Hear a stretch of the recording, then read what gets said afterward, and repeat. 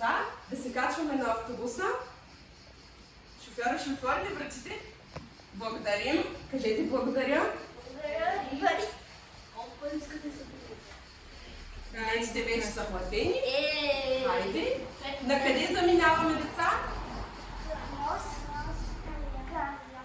Нос Калиакра. Може ли да ни заведете, господин шофьор, към Нос Калиакра? Добре. Айде, пали, чакай. Може да започнете пътуването. Много сме. Всички ли имат колани? Аз не. Служете коланите бързо. Не. Браво. Продължаваме. Айде, ба. Стигнахме. Тогава ще... Хайде, деца, първо госпожата слиза и после сте вие. Казвате благодаря на шофьора. Благодаря ли, шофьоре? После ще потъм. Айде. Двама по двама за ръчичка. Аз не се сварим. Добре. За ръчичка да не се изгубите. Сега минаваме на Защото да пътуване. не се времето. Сега пътуваме из Нос Калиакра. Както виждате, тук има една крепост, нали? Тази крепост е много стара и за нея има много легенди. Тези, ето, вървим, движим се. Нос, знаете ли какво означава?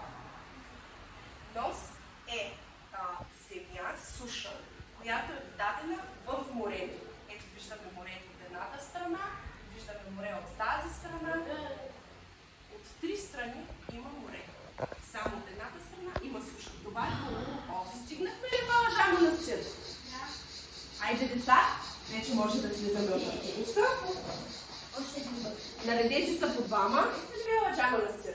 Да, сега къде ще ходим? Сега отиваме на хотел във Варна да преспим и утре ще ходим в Царевец. Качвайте се на Варна. Качваме се в автобуса и ще се отправим на запад към едно много прекрасно място. Затова един по един, моля нека шофьора да ни отвори вратата и да се качим в автобуса. Може да тъжите. Заповядайте. Един по един, без да се блъскате, седате си по местата, за да можем на време да тръгнем.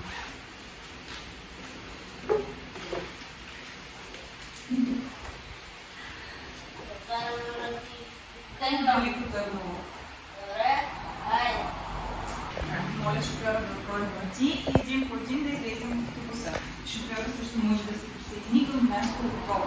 Сега ще се почина малко цара.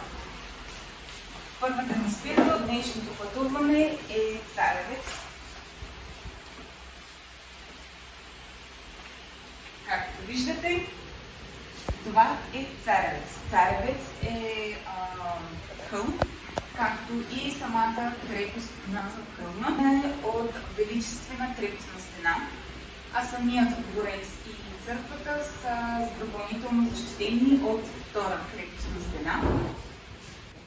Така, мили деца, вчера бяхме на екскурзия в Царевец и Шипка. Днес ще се отправим на Северозапад към Къпринското ханче в Ловешка област. Може да се качите в автобуса един по един. Моля без да се блъскаме. Госпожата е платила билетите. Спокойно. Благодаря. Добър ден. Ще ни закарате ли тук Къпринското ханче? Да. Много благодарим. Колко време ще пристигнем? Още 2 минути. Добре. Знаете, сега след като платихме билета, ще се отправим към вътрешната част на Къпринското ханче, за да разгледаме и да разберем неговата история. Вътрешната част, както виждате, забелязва се, че е тип механа или като вид столова, в която те са вечеряли. Ако вечеря, вечери цял народ. Ако загубя, губя само мене си. Така, здравейте деца! Днес ще се повозим в нашия автобус и ще посетим Перперикон, който се намира близо до град Кърджали, и античният театър в Пловдив.